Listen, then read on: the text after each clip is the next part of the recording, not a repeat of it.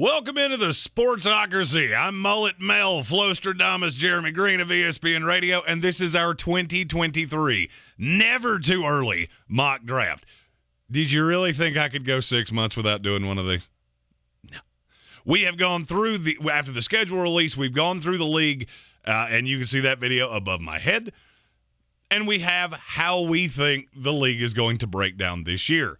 I've seen a ton of mock drafts. I've made fun of a ton of mock drafts because of how many quarterbacks people have going. And I'm going to be honest with you, I've gone through this every way humanly possible. I can't stop putting 6 quarterbacks in the first round.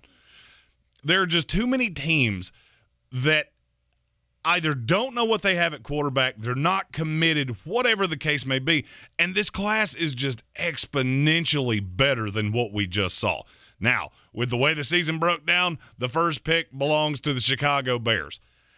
I considered a quarterback here, and I'm not going to lie to you, I thought about it for a long time. I don't think this season's going to go well with Justin Fields. I said when he was drafted, he was the quarterback in the 21 class that needed the most things around him. Well, he has the least. This team is not going to be good. I have them with the first pick. And they're about the only team in this bottom tier that I think would do this. With the first pick, I have them taking Will Anderson. He's a real big dude. Who is just an athletic freak of nature. This is the Khalil Mack replacement. Does that help Justin Fields? No. But I think you're going to see over the course of this year, he can be a good quarterback in this league. I don't think he's ever going to be a prodigious quarterback. Chicago has really wasted the first 2 years of his career. So now I look at it and go, you have the ability here to get the best pass rusher I have ever evaluated. He will be the number one player in this class, short of he retires to wax surfboards or gets abducted by space aliens. He will be the first player in this draft, to me, with the first pick, Chicago Bears, Will Anderson out of Alabama. Now, this is where it gets to be interesting. Seattle's going to take a quarterback. They made that very clear by not addressing the position. They're going into the 2022 season with Geno Smith and Drew Lock. Neither one of those guys are starters in this league. So now the question to me is, which one do you prefer? Is it C.J. Stroud? Is it Bryce Young? There are a slew of quarterbacks in this draft. What I look at is the one with the highest upside. And to me, I do have reservations about this guy because he has played with unbelievable talent. He had 2 receivers drafted in this last class. He'll have another one at least drafted in this class. Always had phenomenal offensive line play around him. But he has the highest upside. And so for me, with the second pick in this 2023, never too early mock draft, the Seattle Seahawks select C.J. Stroud, quarterback, Ohio State. He just has an ability to push the ball down the field that you don't see very often. And looking at the fact they did keep DK Metcalf, they still have Tyler Lockett. All of the pieces that they have on this team, I just feel like the best fit for Seattle in this draft class is C.J. Stroud. Now, at 3, we come to the Houston Texans, who are bad. And they're also in a division where there are 2 good teams and 1 improving team in the Jacksonville Jaguars. Look, I like what Houston did to a point in the draft. I'm not as down on this front office and this regime as I was. They're giving Davis Mills a chance to take the job. That's one thing when you're taking him over a Malik Willis, over small little tiny hands Kenny Pickett. That's one thing. You're not going to bypass the option at this crop of quarterbacks for Davis Young, which is why at number 3, I have the Houston Texans selecting Bryce Young, the quarterback out of Alabama.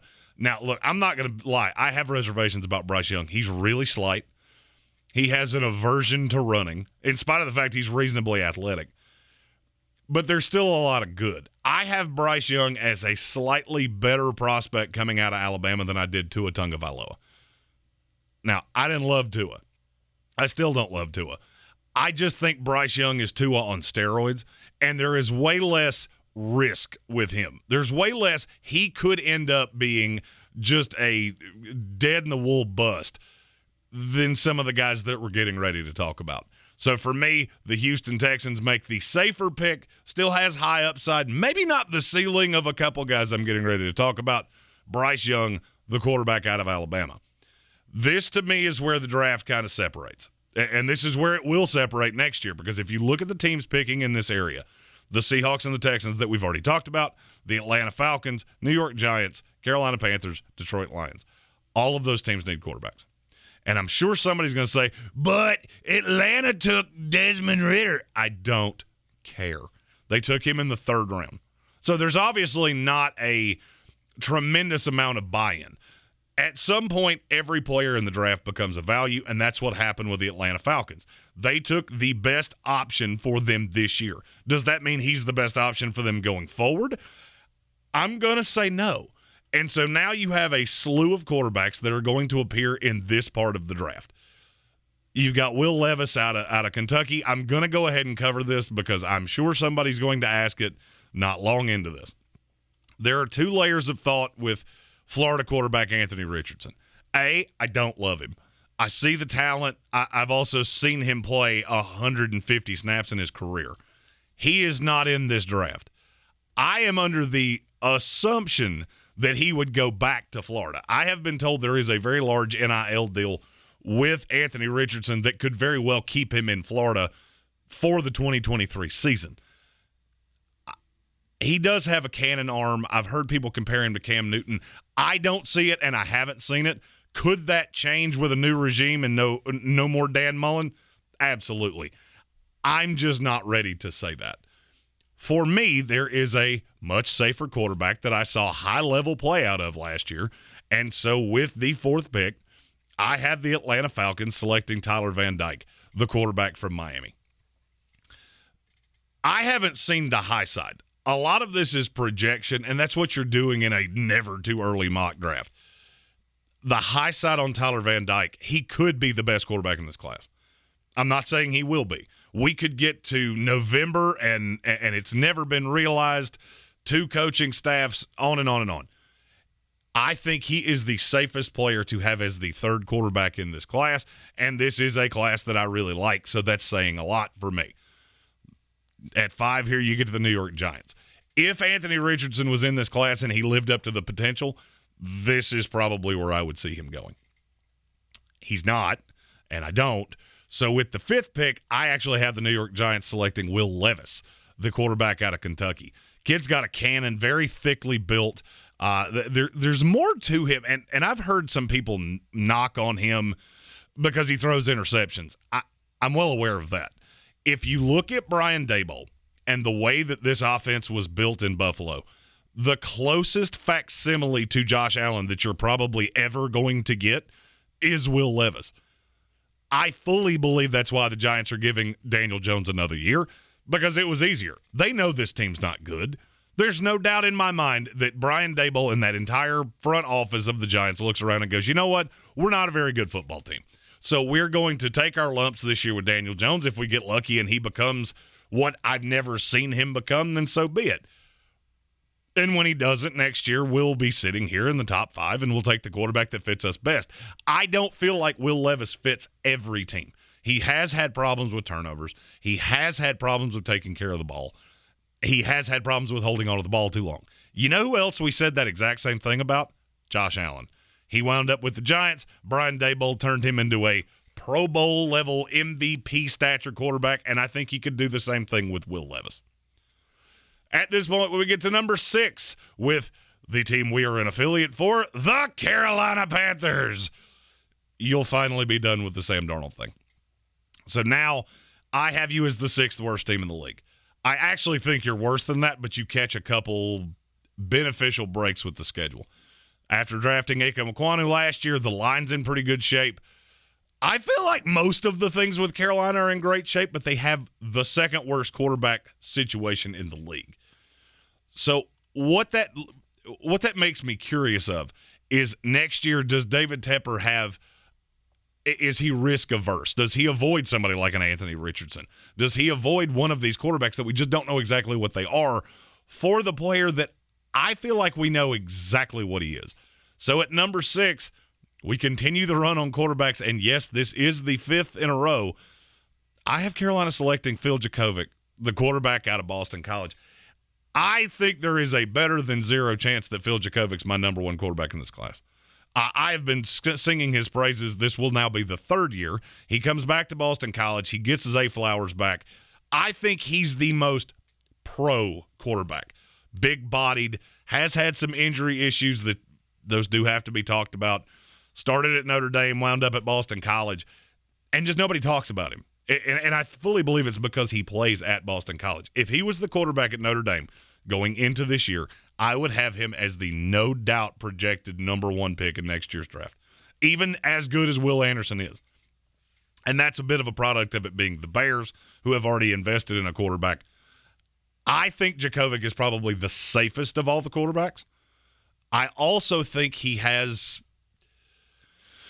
maybe not as high of an upside. If every player in this class reaches their full potential, Jurkovec should go about right here. He would be the fourth or fifth best signal caller in this draft. Now, if you play this out 100 times, I would say he probably reaches his potential more than virtually any other quarterback in this class. Would be a great pick for Carolina. It would make me really like this team with a new coach, with a new staff, with a new front office going into the 2023 season with DJ Moore and the weapons that they have in Carolina. Now, the Detroit Lions, a team that, well, you've had your choice of the quarterbacks 2 years in a row, and no. Now you don't have your choice of the quarterbacks. And this is a hard one for me, because I look at this team and go, you have to come out of this draft with a quarterback. There's no doubt in my mind you are going to come away with a quarterback. So I have them taking the first, I'll say, risk in the 2023 Never Too Early mock draft from the Sportsocracy, and I have them taking Tanner McKee, quarterback out of Stanford. If it was not for injuries, he would be higher and thought of higher than he is. I do like him better than on sheer talent than several other players in this class. You can't get away from the injury issues. You can't get away from the fact that this is Davis Mills on steroids. Of if I just look at the good, you are phenomenal. You are a tremendous player, and you should have a long career in this league. You also have to look at the percentages. At this point, I've now had 6 quarterbacks in a row go. I'm sure somebody's going to say that's crazy. You tell me how it's not going to happen. This class is so much better. If Tanner McKee had been in this class, I would have had him as the number one quarterback in the class. Over Malik Willis, over Kenny Pickett, it wouldn't have mattered, because the high side is so much better. There was no high side with the 22 class guys. McKee has that, and I look at what Dan Campbell's going to want to do. Already having 2 good running backs in the fold, you're working on the receiving core with Hawkinson. You drafted Jamison Williams. The line is good. Tanner McKee strikes me as the kind of player that he's going to look at, that regime is going to look at and say, that is a Detroit Lions kind of player. We've gone 7 picks through the 2023 Never Too Early mock draft. If you're liking this video, hit the subscribe button, and I promise you that's going to be the only time I bring that up, because it drives me crazy when people do that every 5 seconds. New England Patriots. Some people will gristle at them being here. How is New England? Look at the schedule. This team's not good. I think they're the least talented team in the division, and the schedule is brutal. Now, if you're a Patriots fan and you want to see I'll call it silver lining. With the run on quarterbacks, you basically have your choice of any player in this draft. The only non-quarterback that's gone up into this point is Will Anderson.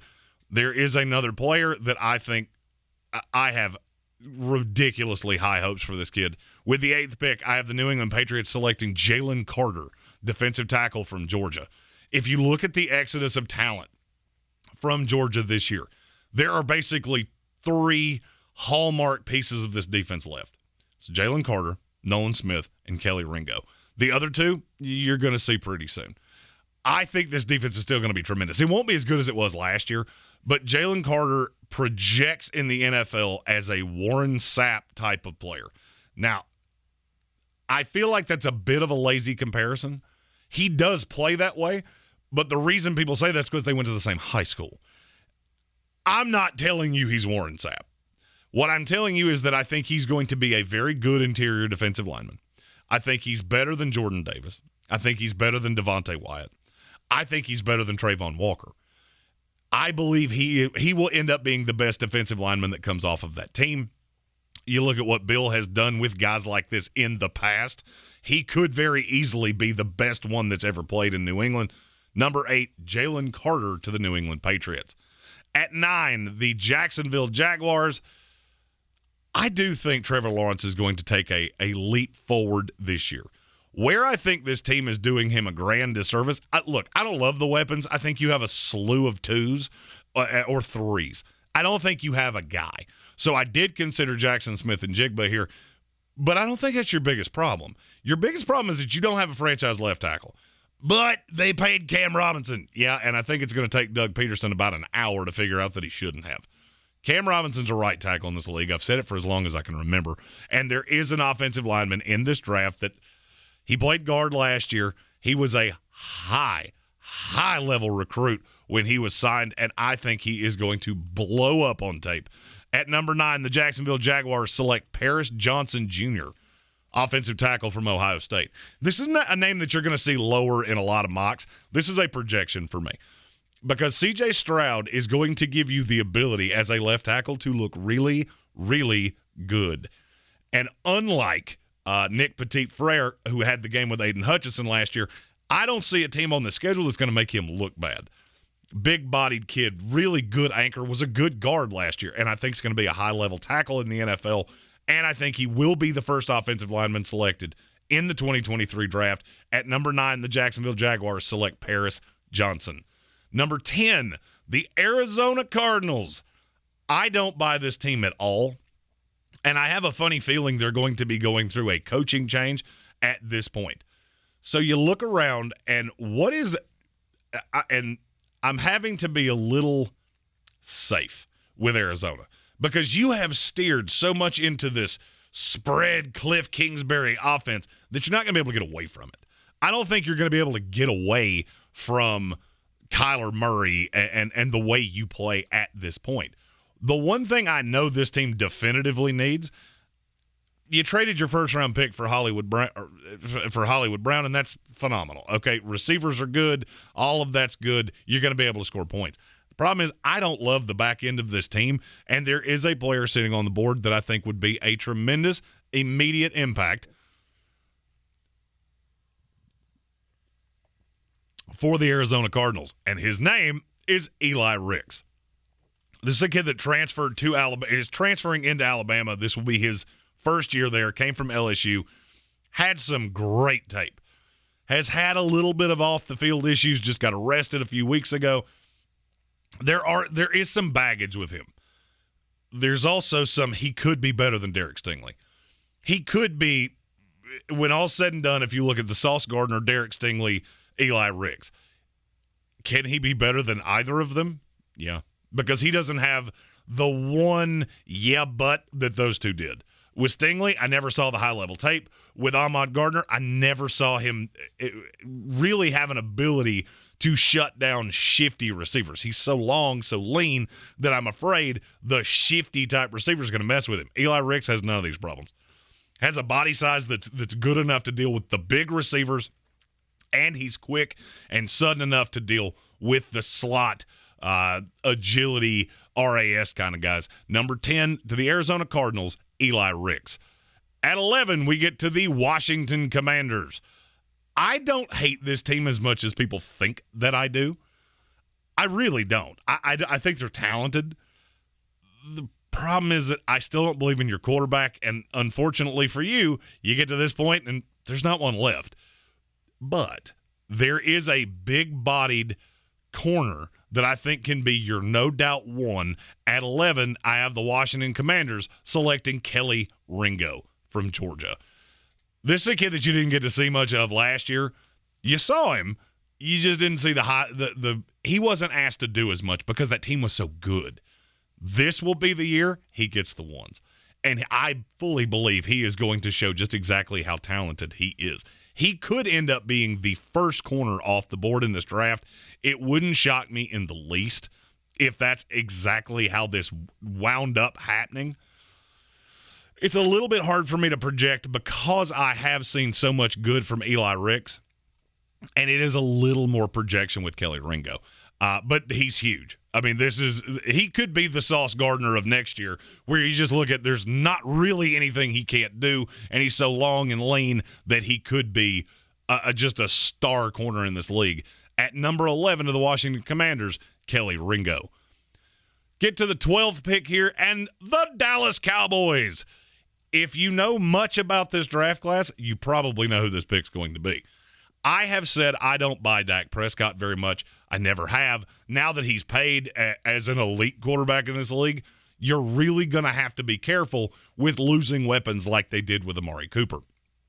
Going into this year, I do like Michael Gallup, and I love CeeDee Lamb. The problem is, I think you need 3. At number 12, the Dallas Cowboys select Jackson Smith-Njigba, Ohio State. Go back to the Rose Bowl and just watch that on repeat. That's all you need to know. Utah knew exactly what they were doing. It didn't matter. Broke the Rose Bowl record for most yards in a game. I think he's going to have a tremendous season. Him and Stroud are going to be in lockstep with each other. He could end up going higher than this. He gets pushed down. For me, he's 4 on my big board going into next year. He gets pushed down because of the quarterbacks. And he gets pushed down because wide receiver is really deep in this class. But would be a great value pick here at number 12 for the Dallas Cowboys. At 13, my New York Jets, Jets. I love what Joe Douglas has done. And I'm not going to lie, there's not a ton of holes on this team where there's not a young guy. But there is one. And yes, they have a player at this position, but I think if you do this the right way, these two players could play in lockstep next to each other. With the 13th pick in the 2023 Never Too Early mock draft, my Jets select Brian Brise, defensive tackle, Clemson. I really like this kid's tape. He's very quick. He's very athletic. And I think putting him next to a mountain in Quinnen Williams is going to be phenomenal for his development. Now you look at the way the line is built with Jermaine Johnson, Carl Lawson, who they could in theory get out of. If Lawson was not as productive as you would want, they would be taking an edge rusher here. And there are a few that would make sense, including one that you'll see very soon. I just feel like with the way that Robert Saleh plays defense, a selection like this would solidify the front four. That takes a little bit of the onus off the linebackers. There's going to be an overhaul in that linebacker room. It's just hard for me to take a linebacker this high when there are still players like Brian Brise on the board. Jets at 13, get the defensive tackle to pair with Quinnen Williams. Number 14, the Miami Dolphins. I'm going to be honest. I don't buy Miami, and I haven't. And then I saw the schedule, and I buy them even less. It's not that I don't think the team's talented. I just think you have a problem at quarterback, and I don't think you're going to be able to get out from underneath it.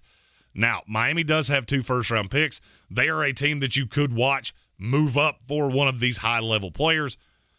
I'm not projecting a trade on May the 18th in a too early mock draft, but I will say the Dolphins are certainly a team that could do it. But here they fill a need with a player that I absolutely love. At number 14, the Miami Dolphins select Noah Sewell, linebacker, Oregon. This is Penei Sewell's brother, and he may be the best of the Sewell brothers in the NFL.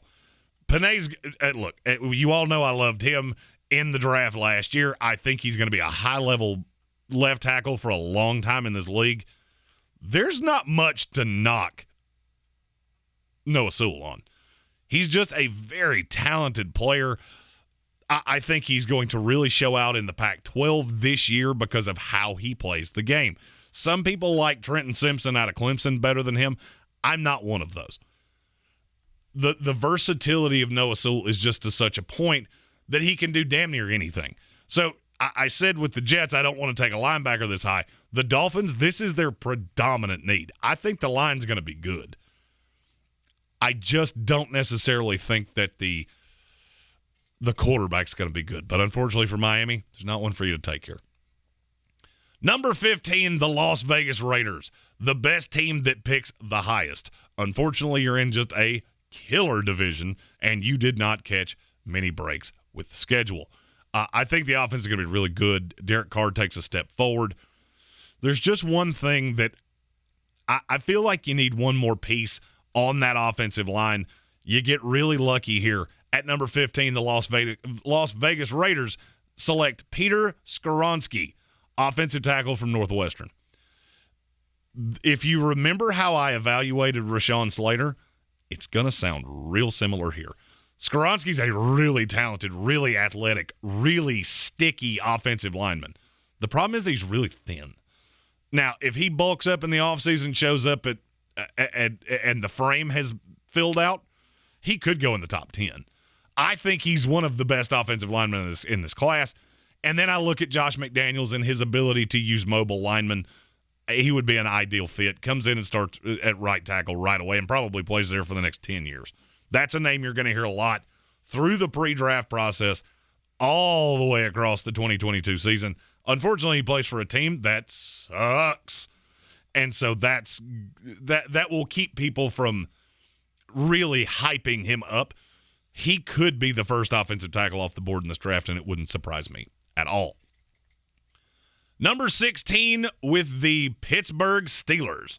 And then we're going to take a short intermission. I like this Pittsburgh team. I did not love the Kenny Pickett selection, and I'm going to continue saying that probably for years to come. I don't get it. I don't get why you would take him over Malik Willis. Doesn't make a ton of sense to me. And, this is one of those picks that maybe I'm being a slut for a narrative, but I can't help it. At number 16, the Pittsburgh Steelers select Joey Porter Jr., cornerback, Penn State. Yes, this is the son of former Pittsburgh Steeler great Joey Porter. He plays kind of like his dad in that he's just got a nasty streak. He's a little thin, but I think he would come in and be an immediate day one starter for the Pittsburgh Steelers. This is one of the things I can do in May. Do I really think that's going to happen? It's not likely. But if any team is going to have really good eyes on him and has a need at the position, it's the Pittsburgh Steelers. We're going to take a 5-second recess, which for me will actually be 10 minutes. For you, it'll be just a second.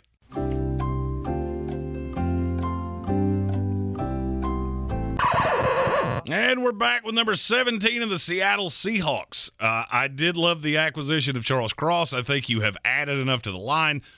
Like I said, this team's not going to be good, but you're in a position here at 17 with your second first-round pick, this one from the Denver Broncos, where you can add just the best player on the board. So at number 17, the Seattle Seahawks select Myles Murphy, edge rusher from Clemson. This is a kid that has all of the potential in the world and could end up being the first edge off the board after Will Anderson. In this, he falls a little bit, not necessarily because there's anything wrong with him as a prospect. I like him as a prospect. There's just a sweet spot there where better value at positions of need for teams in front of him. It would be a great value pick here at 17 for Seattle. They have to add talent to make up for the Jamal Adams deal, and this would just be another step in that process. That takes us to 18 with the Tennessee Titans, and this is a player you're going to hear me talk a lot about in the lead up to the 2023 draft and through the 2022 college football season. At 18, the Tennessee Titans select Michael Mayer, tight end, Notre Dame. This is one of my favorite tight end prospects that I've ever had. He's kind of a combination of Mike Gesicki and Mark Andrews and more athletic than both. Just a mismatch nightmare, exactly what Tennessee needs to pair with the rookie Traylon Burks and give Malik Willis the best opportunity to succeed down the line. A young, inexperienced quarterback's best friend is their tight end. Michael Mayer projects to me to be able to play in line and play out in the slot and just do a lot of things to make the game easier for Malik Willis. Early in the process, this is my favorite pairing of a player with a team, Michael Mayer to the Tennessee Titans. At 19, As was already discussed, the Miami Dolphins at 14 took Noah Sewell. Now back on the clock at 19. Look, I know they've done a lot to address this position, and this is not something that I love doing in first rounds, but this kid's just too good. At 19, from Texas, running back Bijan Robinson. I absolutely detest taking running backs in the first round. I've said I would never do it.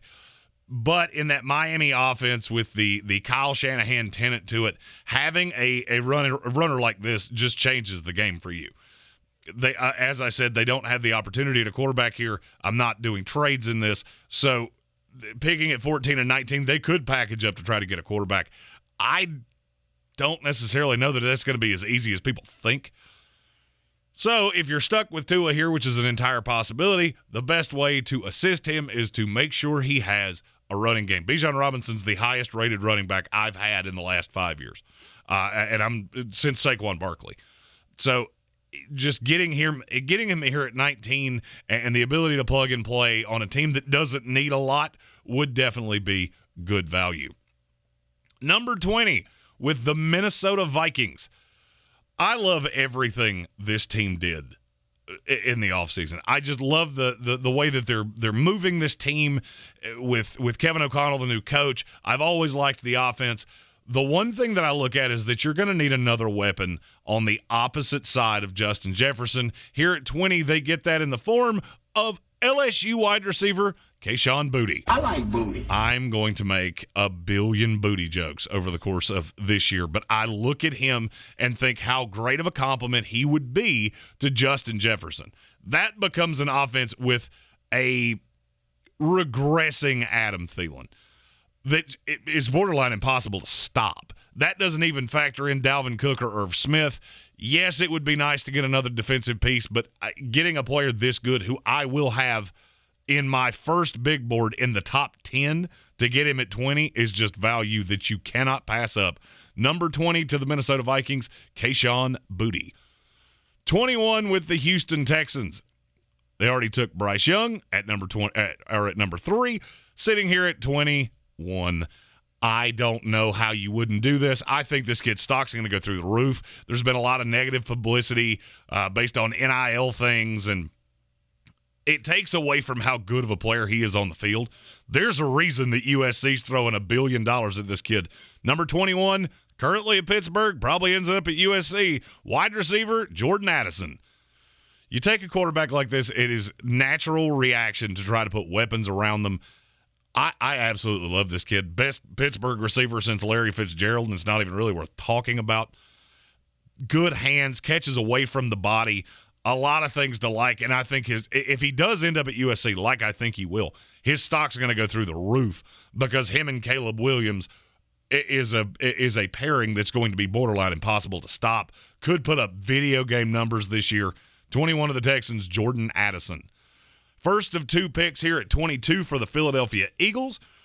Jordan Davis and A.J. Brown last year just added James Bradbury, a move that I told you was coming before it ever happened. Howie Roseman just showing why he is a Super Bowl champion, because he is good at building rosters. His swings and misses have been bad. Yeah, it was bad to take Jalen Reagor ahead of Justin Jefferson. But more often than not, he identifies a guy and he goes and gets his guy. And here at 22, he gets his guy, Nolan Smith, edge rusher out of Georgia. I think he's going to be kind of a beauties in the eye of the beholder kind of guy. And I'm not trying to compare him to Nakobe Dean because there was obviously a difference there. I just think it's going to be a specific kind of team. I'm sure a lot of people will think this is low. It's not to me solely because of how deep edge rusher is in this class. There will be a few that come off towards the end of the round here, but edge rusher in this class is going to be tremendously good. And Philadelphia sits here at 22, gets their guy, and this would be another home run.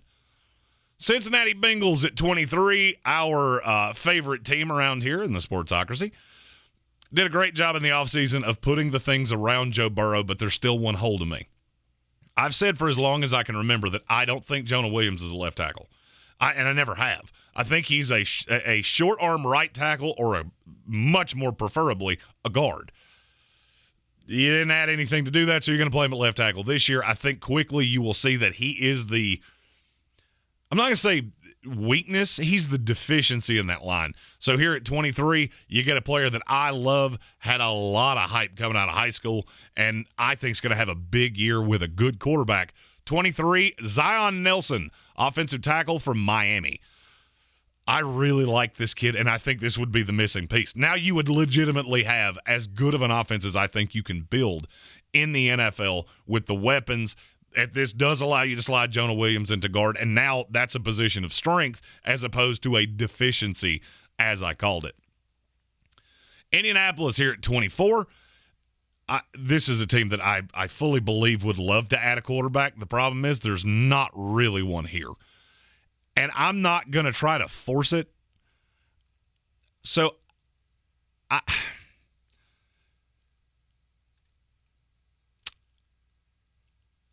I'm contemplating multiple things here. I like this Indianapolis team so much. And you know what? This is a guy that didn't have a great year last year. And I'm not going to lie, I audibled this on the fly because I saw the name and it kind of broke my brain for a second. So I'm going to say with legitimate coaching and things going more correctly, value pick, and this is a total projection because right now he would be in the range of a late second rounder, but I think this could be just a tremendous addition and ties everything together. I'm going to go Jackson Kirkland, offensive tackle out of Washington. This is a kid that had a less than ideal year last year. And look, I know they added pieces on the line. I have my reservations about them. I have my reservations about Bernard Raymond. I have my reservations. I would like to add a receiver here, and that was originally what I had, but the more I looked at this, the more I went, you know what, there are a lot of receivers in this class. There are a lot of receivers in this class, and you'll be able to get quality down the line. Offensive tackle, as of right now, gets thin really quickly. So at 24 to the Indianapolis Colts, Jackson Kirkland. Philadelphia back up with their second of 2 first-rounders, took Nolan Smith, the edge out of Georgia, at 22. Now at 25, there are 2 levels of thought to me here. I want to give them Trenton Simpson, the linebacker out of Clemson, because I think that is what they need. Howie Roseman has just shown a complete aversion to ever doing that. So I'm going to give them a player at a position of need that I absolutely love. 25 to the Philadelphia Eagles, Dante Demas, wide receiver out of Maryland. Had this kid not gotten hurt, I think he would have been in this past draft. And I was told by somebody specifically that had he come out, he would have still gone in the top half of the second round. Another year at Maryland, probably going to put up just ridiculous numbers. That's the big slight, is that he's never had the huge year because in the process of the huge year, he got hurt. And one of my favorite players in this class.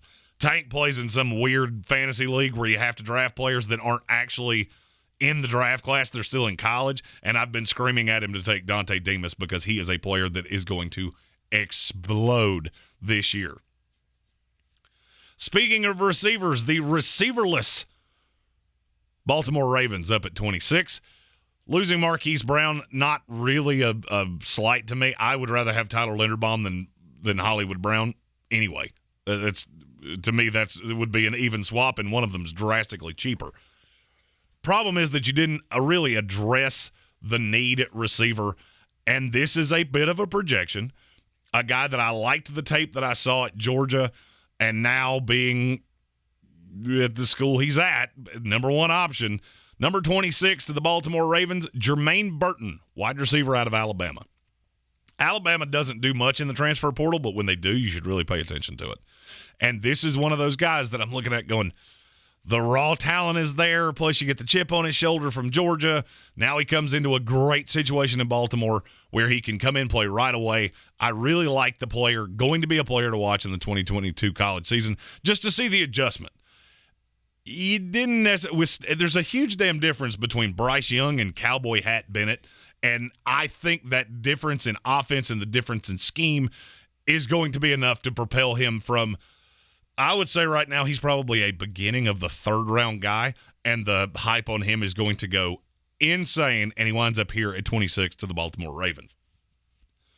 27 with the Kansas City Chiefs. I'm going to stick with the Alabama thing. A position that I don't love taking in the first round. But this is a player to watch, another transfer from Alabama. And it fixes a long-standing need for the Kansas City Chiefs. With 27th pick in this 2023 Never Too Early mock draft, the Kansas City Chiefs take my number 27 player, Jahmyr Gibbs, running back out of Alabama. This is a kid you'll hear a ton about. Was at Georgia Tech. He was a third-team All-American last year. Just a do-everything back, and now you put him in that Alabama offense, and there is no telling where he's going to go. I think this is the three-down back they thought Clyde Edwards-Helaire would be. Kansas City did a great job in this past draft of addressing needs. I loved the Trent McDuffie addition, and now you fill another hole. One of the beauties of the back end of the first round is when you can fill a hole with a player that you don't have to move out of slot, and you're taking them where they belong. That's what Kansas City does here. I think he would be a tremendous asset in the passing game for Andy Reid. Number 27, Jahmyr Gibbs to the Kansas City Chiefs. 28 to Green Bay. I am going to make the sweeping declaration right now that this is the year that Javon Walker stat goes away with the Green Bay Packers. At 28, I have them selecting Josh Downs, wide receiver out of North Carolina. With Drake May, it is not going to look exactly the same as it did with Sam Howell, but I still think Josh Downs will be productive. I like Christian Watson. I do. I just think you need pieces around him. He's more of a developmental piece than people want to acknowledge because he was such an RAS monster that people think he's just going to come in and immediately be the one in Green Bay. And I'm not going to tell you he won't be. I just don't think he's going to be a great one. I think he's going to be a good rookie. You have to acknowledge that rookies don't often look like Justin Jefferson or Jamar Chase, and here you get a little more help with that very quickly narrowing window of Aaron Rodgers. Josh Downs, wide receiver out of North Carolina. You got four picks left here. 29 with the Tampa Bay Buccaneers. Look, they would love to have a quarterback, and I don't dispute that in any way. The problem is that virtually any of them that you selected here would be a reach. Just looking at the board, I mean, you're talking Spencer Rattler, you're talking Brennan Armstrong from Virginia, Grayson McCall. I don't think any of those guys are overwhelmingly different than what you have. And the Spencer Rattler thing, I'm just going to keep telling you, he's not good at football. You didn't work with Lincoln Riley, but you think you're going to work at South Carolina in the SEC with that big of a deficiency of talent? I don't buy it. Now, that being said, I'm not going to believe Tom Brady's gone until he's gone. So for me, this is you're trying to fill one last hole.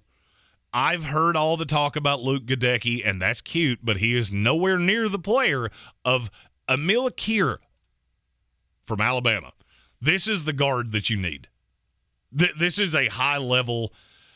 I think the stock on him is going to be really high because especially you pair him with Jahmyr Gibbs, the running lanes he's going to be able to open as a guard. This is what they would have gotten in Zion Johnson had the Los Angeles Chargers not sniped him from in front of them.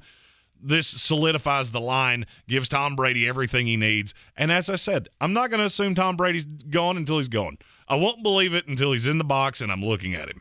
And even then, I'm going to be watching to see if he's taking breaths or if his eyes are blinking. Number 30, the Los Angeles Chargers. One of the low-key best drafting teams in the league, and they're going to get another, at least in this mock draft, they're going to get another home run. At 30, safety Brandon Joseph from Notre Dame. Everybody talked about Kyle Hamilton in this last draft, and there was with great reason. Here's the thing. When Kyle Hamilton ran slowly, the number one thing I said was the reason that you didn't notice he wasn't a straight line fast is because Brandon Joseph was that guy. For the Chargers, this allows Derwin James to do everything you want him to be. He becomes that move everywhere, do everything safety because you have a deep, over-the-top, free-range safety like Brandon Joseph. He's in my top 15 of players, but the NFL has made it very clear. Safeties are going to continue to get pushed down. The Jamal Adams thing broke the league's brain, and so now no matter how good the safety is, they're going to get pushed down. Great value here at 30 for the Los Angeles Chargers with Brandon Joseph. 2 picks left here in the first round. The Detroit Lions on the clock here with number 31. They have already taken Tanner McKee, the quarterback out of Stanford with the 7th pick in the draft. Now here at 31, a few different ways to look, but there were just 2 guys that I felt the need. I'm going to need to get them in, and one of them just fits the style of Detroit football so well. And I'm going to butcher this name.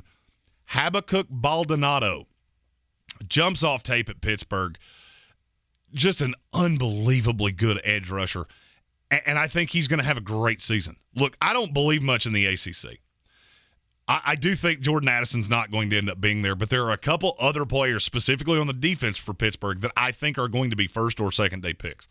Baldonado's the one that I was getting him in this mock draft one way or the other because I wanted on record of how much I absolutely love this kid. Great value pick at 31 for the Detroit Lions. Last pick of this exercise, number 32 to the Buffalo Bills. The biggest deficiency I think this team has is I don't love their linebackers. So we end out the way that we seemingly have gone repeatedly in the back end of this first round. Actually, no, we're not.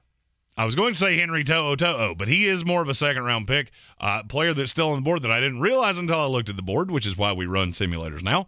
Trenton Simpson, linebacker out of Clemson, hyper-athletic. There's a little raw to his game, and I look at this could be what Buffalo wanted in Tremaine Edmonds, the just athletic linebacker that you compare with Milano, and now with that tremendous front four in front of you, gives him the best opportunity to succeed and will help that secondary. There you go. There's our first 2023 Never Too Early mock draft from the Sportsocracy. If you like this, if you didn't like it, if there's a player you would like to hear what I think before the season starts, feel free to put those in the comments. As always, like, subscribe, do all the fun things. I said I wasn't going to say that again, but I'll chuck it in here at the end. I am Jeremy Greene, Mullet Mel Kiper, Flostradamus himself. We're live right here in the Ingles studio every weekday with our ESPN radio show at 3 o'clock Eastern Standard Time. Be sure to hit the notification button. You'll know every time we go live. And we will see you for all of the draft content through the 2022 college football and NFL season.